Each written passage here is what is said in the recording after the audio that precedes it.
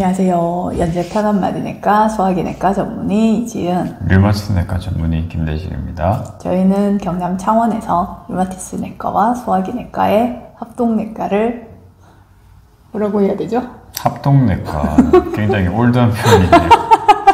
네, 아니, 오랜만에 병원 소개를 한번 드리고 싶어서 네, 저희는 경남 창원에서 연세 편한마디 내과를 운영하고 있습니다. 저희는 이제 류마티스 내과 전문 병원이고 저희 소화기내과 선생님과 함께 같이 다양한 내과적 질환과 자가면역 질환에 대해서 치료를 하고 있습니다. 너무 청산유수로 말을 잘하십니다. 네, 합동내과 60년대에 많았던 합동내과. 예.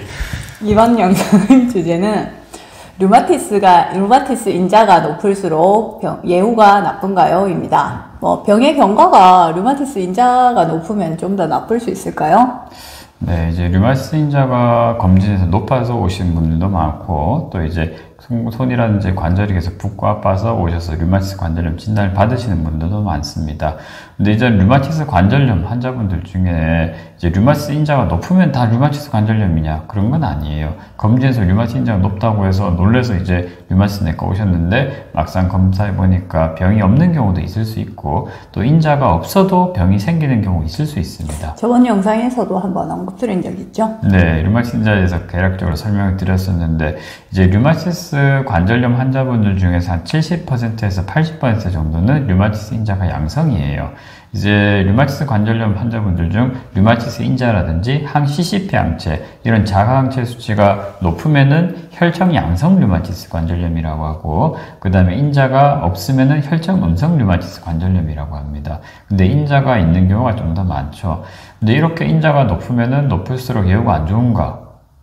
결론부터 말씀드리면 인자 자체가 몇백 대 이상으로 높으면은 관절 합병증이라든지 관절 손상이 좀 더 잘 생기는 거는 맞습니다. 똑같이 치료를 안 했을 때를 비교하면은 인자가 낮은 분들보다는 인자가 높은 분들이 좀 더 관절 변형도 또 빨리 오고, 그 다음에 관절 파괴도 좀 더 빨리 진행되는 것들이 맞아요. 근데 만일 치료를 잘했으면은 크게 차이가 없는 경우가 많습니다.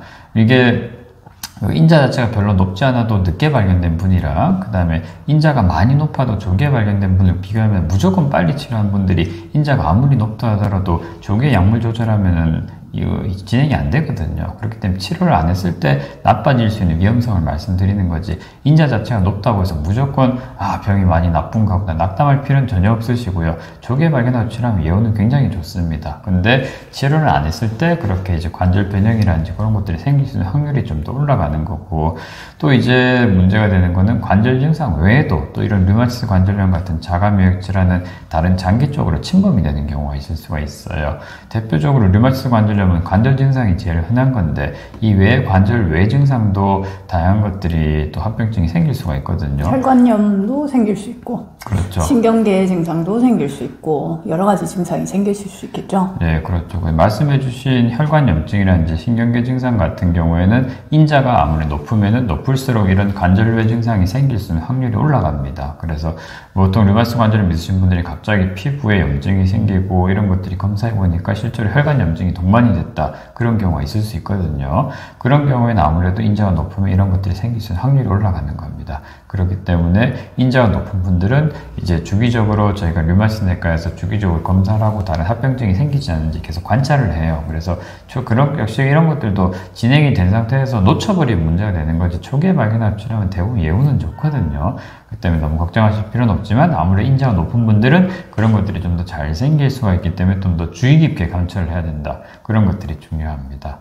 또 예전에 한번 말씀드렸었는데, 인자가 이제 처음에 검사하면 제가 검사 결과지를 같이 적어서 드리죠. 자세하게 설명을 드리는데, 인자가 한 300대 정도로 많이 높아졌다. 그런데 이게 치료하면은 좋아지나요? 빨리 이걸 없애려면 어떻게 해야 되나요? 여쭤보시는 분들이 많습니다.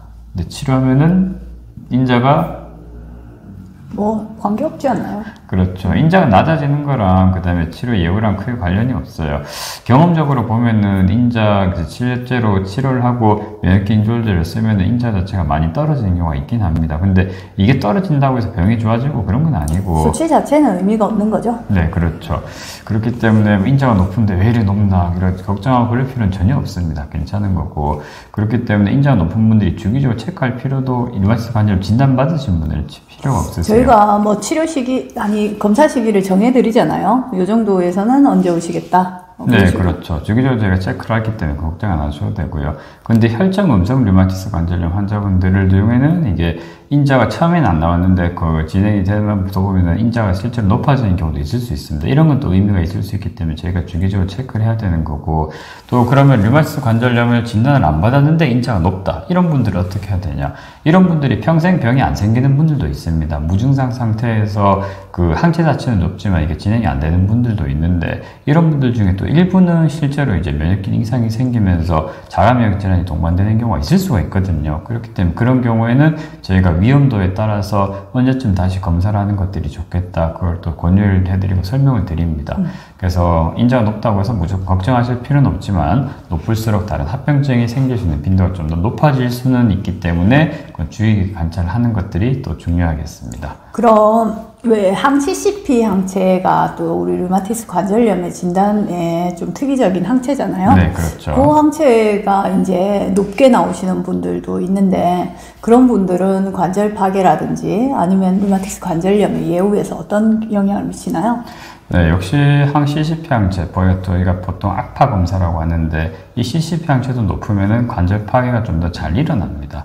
근데 또 이제 항CCP 항체는 보통 또 이제 관련된 환경적인 요인 중에서는 흡연하고 연관성이 있어요. 그래서 담배 많이 태우시면은 이게 조금 더 나빠지는 경우가 많이 있거든요. 그래서 역시 항CCP 항체도 많이 높으면은 관절 파괴라든지 뼈 손상이 좀 더 빨리 올 수가 있다. 그렇기 때문에 좀 높은 분들은 주의 깊게 관찰해야 되고, 역시 좀 더 적극적으로 치료를 잘하는 것들이 중요하겠습니다. 그리고 환경적인 요인 중에서는 사실 담배, 백해 무익하죠. 자가면역 질환뿐만이 아니라 모든 질환이 다 안 좋은 거기 때문에, 혹시 인자 자체가 높은 분들, 담배 태우시는 분들이 있으면은 꼭 끊는 방향을 보셔야 됩니다. 줄이는 게 중요한 게 아니라 끊으셔야 돼요.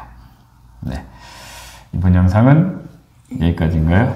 네, 이번 영상은 여기까지입니다. 네, 류마티스 인자 높으면은 꼭 체크를 하시고 류마티스 내과에서 상의를 해보시는 것들이 좋겠네요. 여기까지라면서요? 네, 여기까지입니다.